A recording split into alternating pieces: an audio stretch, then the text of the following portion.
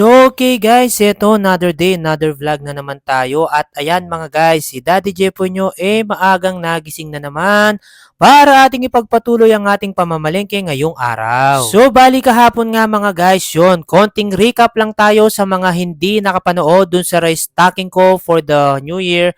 Yan. Continuation lang po to mga sir. So, palengke time na naman tayo ngayon. At ayan, nako, GGSS na naman Daddy Jepo nyo. Pa-cute. Kala mo naman cute. Mukha namang para cute. Grabe ka talaga Daddy Jepoy. Bilisan mo na dyan at ikay mamalengke na kasi kailangan talaga mapuno mo yung iyong tindahan at magbabagong taon. So, eto na nga mga guys. Tuloy-tuloy lang tayo pero bago ko ituloy ang aking journey ay eto muna.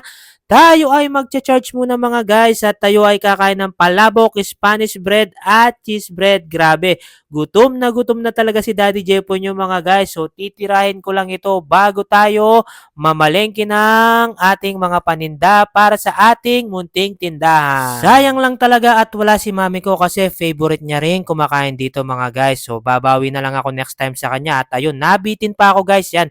Umorder pa ako ng empanadang Ilocos, yung special. Grabe, napakasarap niyan talaga mga guys. So talagang sinulit ko na kasi nga sabi ko sa sarili ko, next year magda-diet na ako. Wow, ewan ko lang Daddy Jepoy, gawin mo na lang at wag mo na lang sabihin.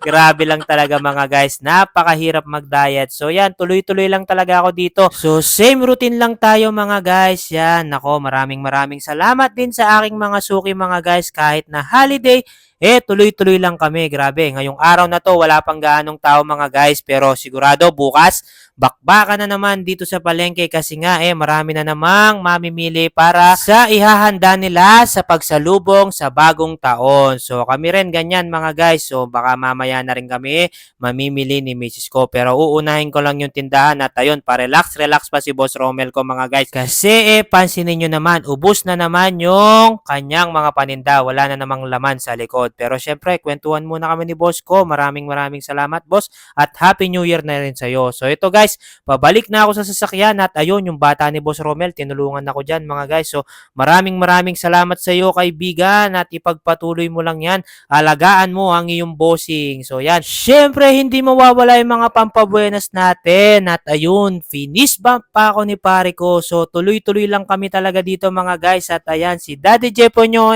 on the way naman tayo sa ating next destination. So kailangan talaga mga guys, isagad na natin to para yung 30, 31 makapag-relax na lang sana tayo sa ating munting tindahan. Pero for sure, ayokong mag-relax mga guys kasi nga pag hindi ka nare-relax sa iyong tindahan o kahit anumang negosyo, ibig sabihin, yan ay kumikita. Kasi nga nabibisi tayo mga guys.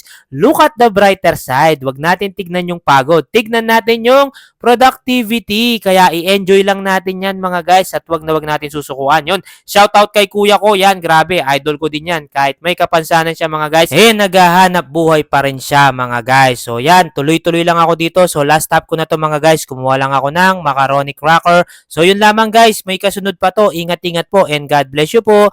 Bye-bye!